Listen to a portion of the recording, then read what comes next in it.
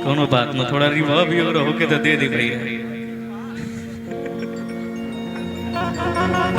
Base कम कर दी, travel बढ़ा दी, reverb बढ़ा दी, लेवल बस बढ़ा दी। ये बज रहा है क्या? उसका थोड़ा आगे कर दीजिए, मंच पे साउंड नहीं आ रहा है।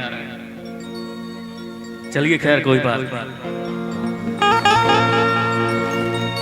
सबसे पहले तैजा जितना हमार भैया चाचा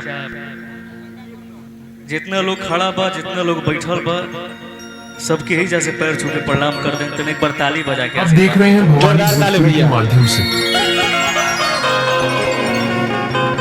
ऐसे काम ना चली, हम देखते हैं है ना से केहू बचेबे ना कइला। दरअसल एगो बात बता दी तो हम ऐसा कार्यक्रम करे नहीं कि आई, बस भैया मुन्ना भैया के फोन गई और भैया एक बार बोले हम बस एंजॉय करे आइल बनी आप सबके। वाह वाह। तो 2-3 गाना गाई, बस एंजॉय करेंगे भैया। और देखिए हमारे बड़े भैया अभिषेक भैया भी आइल बनी जा, सोनू भाई भी आए हैं, बुलेट भाई भी आए हैं, मुन्ना पांडे भैया भी आइल बनी, सुनील भैया, सब केहू बा। अब देरी ना भैया, सबसे पहले एगो माई की भजन बा, उहे सुनाई, ओकरा बाद से आपसे जौने कहब तौने गाना।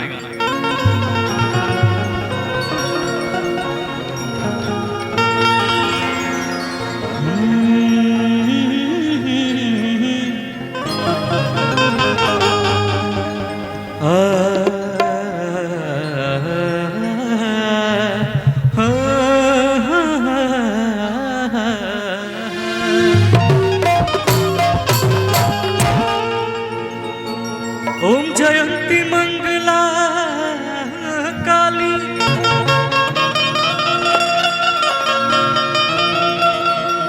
ओम जयंती मंगला काली, भद्र काली कपालिनी,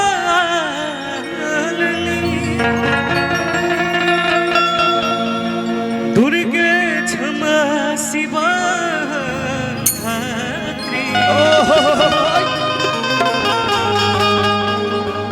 स्वाहा सौधा नमस्तुते।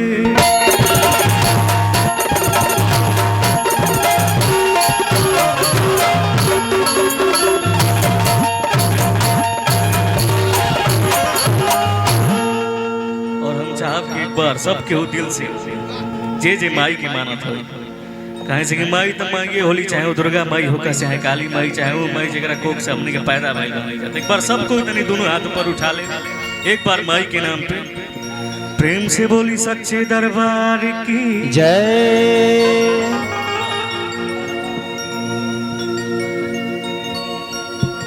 एगो लाइन बा हमरे पे आधारित बा, हाय हाय हाय। जहिया से माई हम ता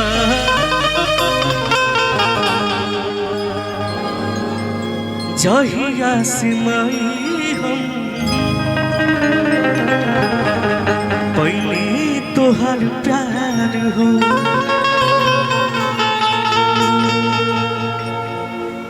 जागल तकदीर हमार, जागल तकदीर खुला, किस्मत हमार हो कि पल भर में जिंदगी सवार दिहल तू, अपन महिमा दिखा के हमरो के अपन दुलार दिहल तू, अपन महिमा दिखा के।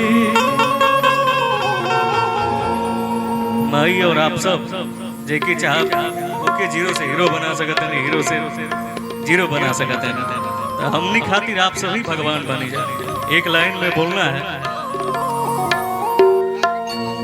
कि दुलारी बड़ी दुलारी बड़ी दुलारी,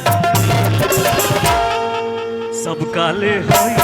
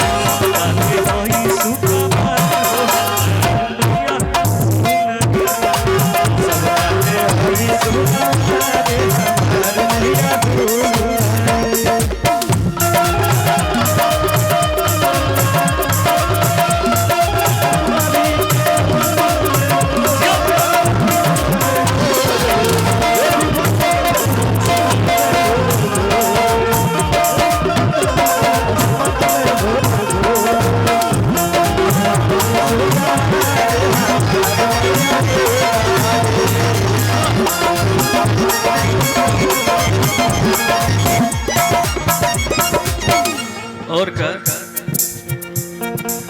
देखे खाती तरह से देवा तो के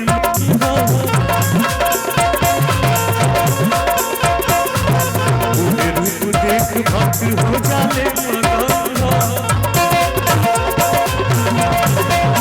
देखे खाती तरह से देवा तो के रूप देख भक्त हो जाले झुमरी हरी झुमरी हरी झुमरी की झुमरी हरी झुमरी हरी झुमरी कैसे भैया लोगवा बोले ना जगकार होगा कि झुमरी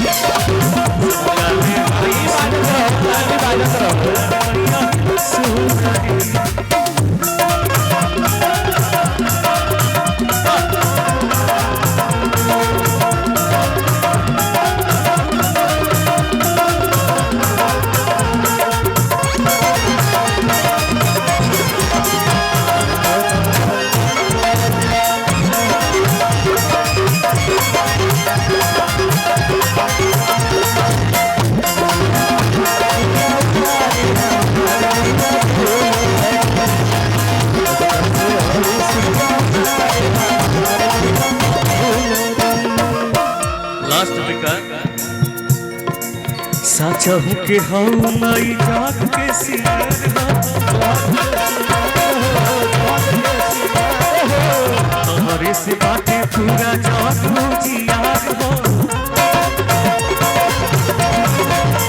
साचा हूँ के हाउ माई जाग के सिंगर हो हमारे से बातें पूरा जाग हो जियार हो की पुतारी माही पुतारी सब काले होई सुखवार हो भैया सुंदरी सब काले होई सुखवार हो भैया